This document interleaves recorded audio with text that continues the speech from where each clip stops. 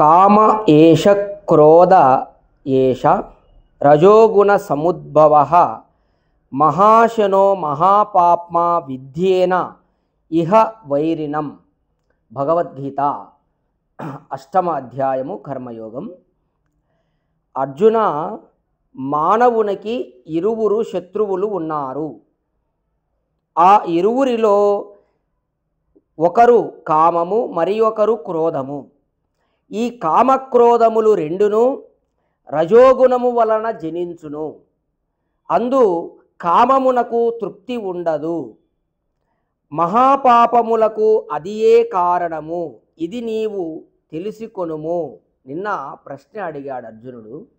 అంటే ఈ పాపములన్నీ ఎవరు ప్రేరణ చేస్తున్నారు అంటే ఆ పాపములకు కారణము కామమే అని తెలియజేస్తున్నాడు. ఓం